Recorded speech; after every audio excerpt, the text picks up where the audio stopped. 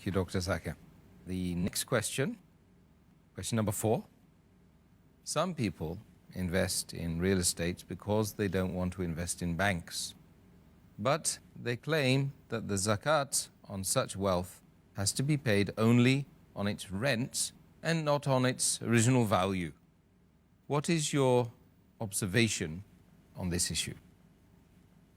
As far as the view of the majority of the scholars is concerned, what they say, that if the land has been purchased for selling, so that you make a profit, then all the scholars unanimously agree that zakat should be paid on it.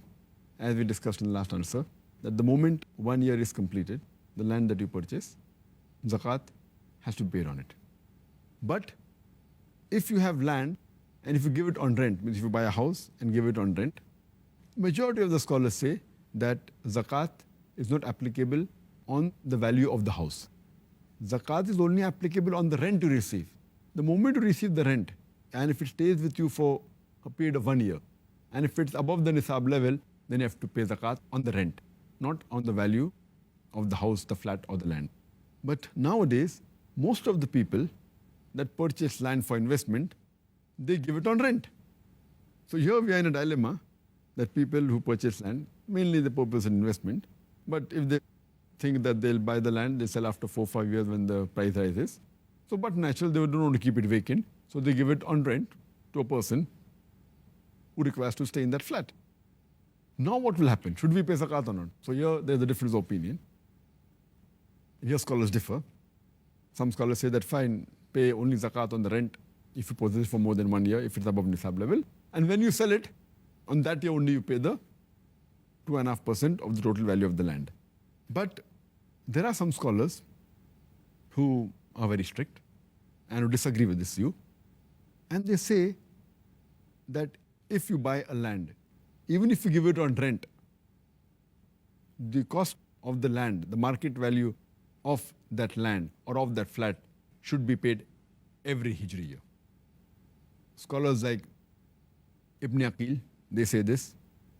Ibn al-Arabi, Ibn Aqil, who's a Hanbali, Ibn al-Arabi, who is a Malaki, Sheikh Abu Zora, who's a Hanafi, Abdul Rahman al-Hassan, Sheikh Abdul Waf Khalaf, who is presently a very great scholar, Sheikh Yusuf al-Qardawi, and scholars of the same group. They say that if a person buys and has many flats on rent, then he should even pay zakat on the cost of that flat, of that land.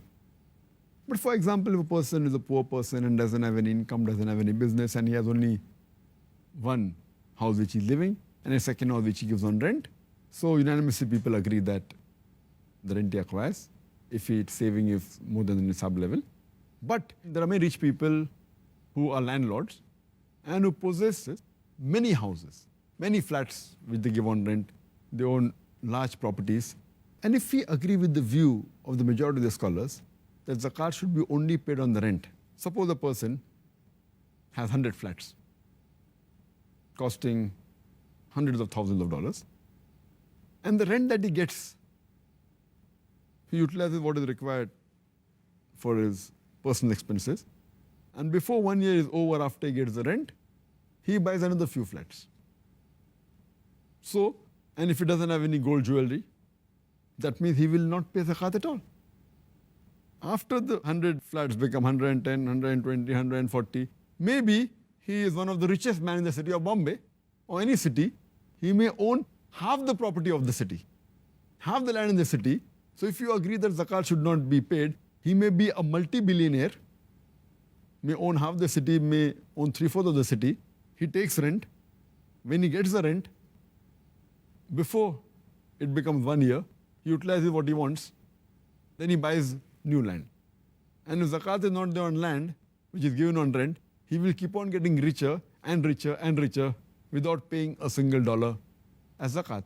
So therefore, I agree more with the minority group of scholars like Ibn al-Arabi, Ibn Aqil, Sheikh Abu Zohra, Sheikh Yusuf al-Qardawi, and the likes of these scholars who say that if a person possesses a large amount of land and many houses giving on rent, then zakat should be even paid on the cost price of the land of the flat.